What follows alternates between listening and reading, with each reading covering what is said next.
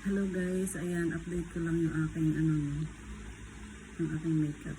Nandito pa rin siya kahit na nakapag-exercise ako. Although yung lipstick ko nawala kasi syempre kaninang umaga ko lang to ginawa. Yung oras ko ba ginawa ko? Mga 8. Ayan, mga 8 or before 8 din. Ayan, basta mga ganun, quarter to 8 or 8 o'clock ganun. Ganun ko siya ginawa. Tapos nagpunta ako kasi bumili ako ng halaman kasi natusan ako ng bus bumili ng halaman. So nagpunta ako dun sa plantation ba doon? Basta tindahan ng halaman. Ayun, bumili ako ng mga halaman. Tapos pagkatapos ko nag-grocery. Ayan, di na ako nakapag-retouch sa aking sarili. Tuloy-tuloy na galing ko sa grocery. Galing ko sa halaman.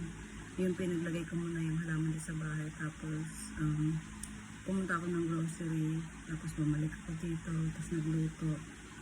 Tapos, ayun na, kumain ng lunch. Mga last dos na yata ako nakain ng lunch. Kasi, tanghali na ako nakarating eh. Tapos, pagkatapos kong kumain, ayun, medyo nagpahinga rin ako. Tapos, ayun na, naisipan ko hanggang umabot na ng alas 4. Ayun, kaya nag-decide ako mag-exercise. Kasi ito lang, tinamad na talaga ako. Kasi alam niyo, masakit yung katawan ko. Tapos, parang ang sarap talaga magpahinga. Kaso nga lang, sabi ko sayang naman kung i-skip ko to today, then hindi na mauulit. 20 minutes nga lang yung exercise ko. So, ayun, nagawa ko rin naman. Ayun, pinakita ko lang, andyan pa rin yung aking makeup. Alam yun. So, hindi naman siya nawala. Although, pinawisan ako ng todo, no. Ayan, hindi siya nawala. Andyan pa rin siya. O, ayan. So, maganda yung makeup. Hindi siya nawala. So, ayan, that's it. Pinaano ko lang sa inyo yung aking makeup. Pinakita ko lang na after ng workout ko. Tatapos ko lang talaga.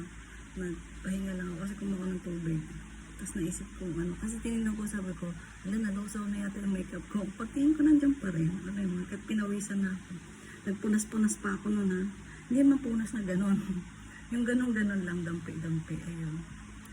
Ayan, so nandiyan pa. So, ayun. I'm happy kasi hindi kala ko nawala eh. Okay.